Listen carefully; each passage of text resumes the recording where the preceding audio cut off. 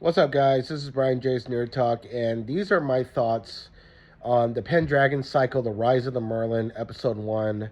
There's a little bit of spoilers. It's kind of a spoiler review, but not too much. I want to say, first off, the music is really, really great. The filmmaking is good. The dialogue and performances are good. It looks faithful to ancient Europe and the time period from the 4th century. There's no forced diversity. Everybody it looks, European or from Western Europe. It's just there's different type of white ethnicities, but it's all like white. There's nobody from like Nigeria or Africa, like what you see in a lot of fantasy adaptations or a lot of other um, uh, like recent fantasy adaptations that just choose to have diversity where it just doesn't make any sense, and it's like distracting and kind of off-putting. But this is really good. It actually looks like ancient Europe. It feels like ancient Europe. The costumes are really good. The visuals are actually not that bad. I mean, the show looks like it costs like $50 million, but honestly, it has better visuals and production value and performances than Lord of the Rings or Rings of Power. And season one of Rings of Power cost $467 million, and season two cost $500 million. So I think the Pendragon Cycle does a lot more with a lot less than most of the big budget fantasy shows. The acting is pretty good. If there are any negatives I have with the first two episodes, because I saw the first two episodes when they premiered yesterday on Christmas Day, this December 25th, for Daily Wire Plus All Access members. I thought it was really good. I'm rewatching them now. Like, I watched the first episode. I'm going to watch the second episode a little bit later. But overall, it's solid. If there are, now, I do have some criticisms. I do feel that while the dialogue is good and poetic and feels like Tolkien, it does too much explaining and telling how powerful characters are.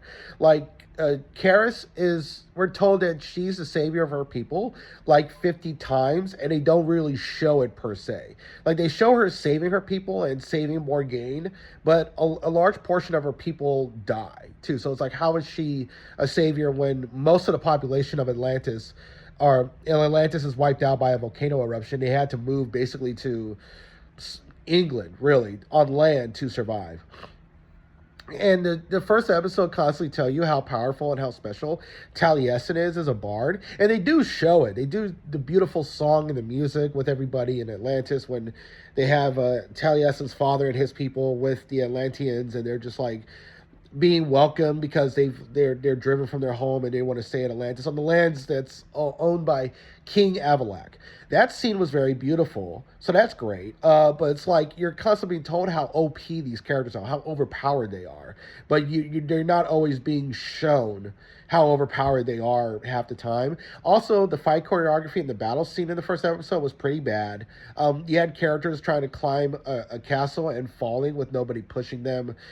You could see that the swords are not really connecting, and the punches look like they're not connecting. It just looks kind of fake. It reminds me of how bad the fight choreography in The Dark Knight Rises was by Christopher Nolan like 13 years ago. That's what it kind of reminded me of.